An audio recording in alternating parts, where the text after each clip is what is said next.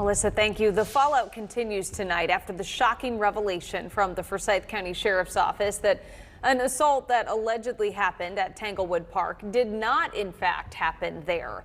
It has escalated. It has called into question, other details of this investigation, including a widely circulated AI sketch shared by the sheriff's office. Now, we are not showing that image anymore because the sheriff's office told reporters not to use it. But for a man from Whitsett in eastern Guilford County, this widely circulated image took a toll on him and his reputation. And he spoke exclusively today with Fox 8's Ho Jung Roo.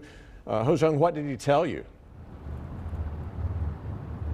Well, Neil and Katie, Brandon Brown tells me that he first saw this suspect image on Facebook on July 2nd. He says that his family teased him as the image depicted a bald white male with beard, with cross tattoos on his arms and earrings, which is what Brandon Brown looks like. But soon that image got investigators knocking on his door.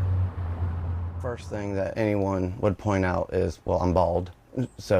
And I think the second thing was the beard. Now I have one earring. When Brandon Brown was shown the AI suspect sketch from his wife of who the Forsyth County Sheriff's Office was looking for in an alleged attack, he thought he did have similar features. And on July 6th, 6 days after the alleged attack, it brought deputies to his door. The officers did tell me that that's not on the sketch is a cross tattoo on one of the arms, and I have a cross tattoo on both of my arms.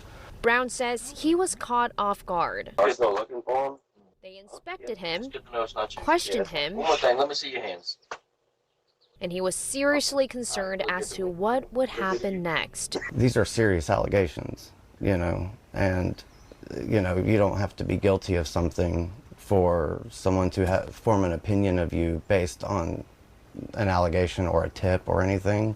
Deputies cleared him before they left his home that day. And after the sheriff's office told reporters to no longer use this AI-generated image on July 15th, he felt better, but couldn't shake some lingering questions. The fear of what would happen to me, what could happen to me, what is happening to others, because I'm assuming I'm not the only one. According to Forsyth County District Attorney Jim O'Neill, Brown wasn't the only person under a cloud of suspicion. Doors were knocked on, people were interviewed.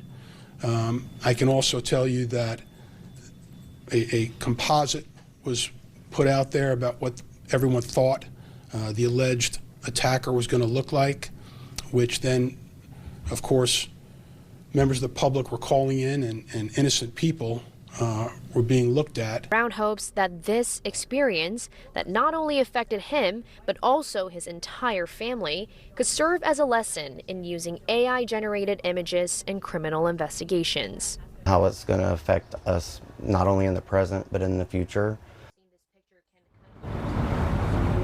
And Brown says he believes the sheriff's office released this AI sketch prematurely, and he's urging them to proceed with more caution next time. During yesterday's press conference, the sheriff also told us that this image was created by the victim, and she submitted the image to the sheriff's office. The spokesperson for the sheriff's office tells me that in incidents where there are no other witnesses than the victim, then all the details provided are from the victim.